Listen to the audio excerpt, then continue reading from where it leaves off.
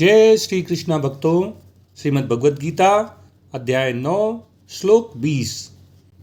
त्रैविद्या मां सोमपाह पूत पापा यज्ञैरिष्ट्वा स्वर्गतिं प्रार्थयन्ते ते पुण्यमासाद्य सुरेन्द्रलोक मश्नन्ति दिव्यान् दिवि देव भोगान्।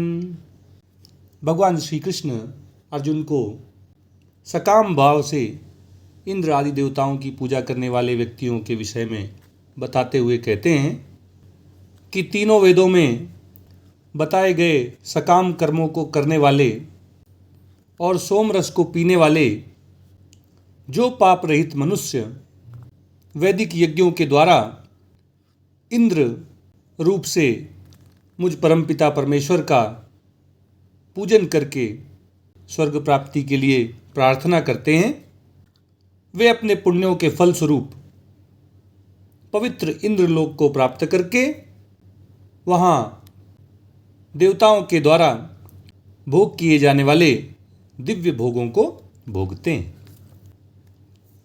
भगवान श्री कृष्ण अर्जुन को समझा रहे हैं कि यद्यपि सब कुछ मैं ही हूँ, मेरे अतिरिक्त और किसी की कोई सत्ता नहीं है, फिर भी जिन मनुष्यों में भोगों को भोगने की कामना रहती है, जिनमें सांसारिक भोगों ऐश्वर्यों के प्रति आसक्ति रहती है, लालसा रहती है, कामना रहती है, वासना रहती है, ऐसे व्यक्ति तीनों वेदों में कहे हुए सकाम कर्मों का अनुष्ठान करते हैं।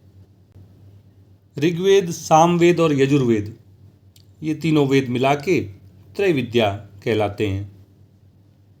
सकाम कर्मी मनुष्य तीनों वेदों में कहे हुए सकाम कर्मों के प्रति आसक्त होते हैं। ये यज्ञ करने से भोगों की प्राप्ति होगी, उस यज्ञ को करने से संतान की प्राप्ति होगी, ऐसे कई यज्ञ इन वेदों में बताए गए हैं। सकाम कर्म करने वाले, भोगों ऐश्वर्यों के प्रति आसक्ति रखने वाले वेदों में कर्म कांड भाग में आए हुए इन यज्ञों के प्रति महत्व बुद्धि रखते हैं। वे इन यज्ञों को करके स्वर्ग आदि की प्राप्ति का प्रयास करते हैं और ऐसे व्यक्ति सोमलता के प्रति भी आकर्षित होते हैं। सोमवल्ली या सोमलता नाम की एक लता होती है। इसमें शुक्ल पक्ष में प्रतिदिन एक पत्ता निकलता है और कृष्ण पक्ष में एक एक पत्ता करके गिरता रहता है।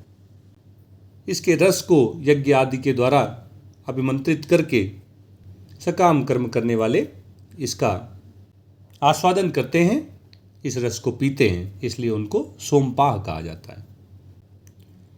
इस प्रकार वेदों में वर्णित यज्ञों का अनुष्ठान करके, वेद मंत्रों से अभिमंत्रित सोम रस को पी करके मनुष्यों के जो स्वर्ग प्राप्ति के प्रतिबंधक रूपी पाप हैं वे नष्ट हो जाते हैं और ऐसे पूत पापा, पाप रहित हुए मनुष्य स्वर्ग की कामना करते हैं, स्वर्ग प्राप्ति के लिए प्रार्थना करते हैं।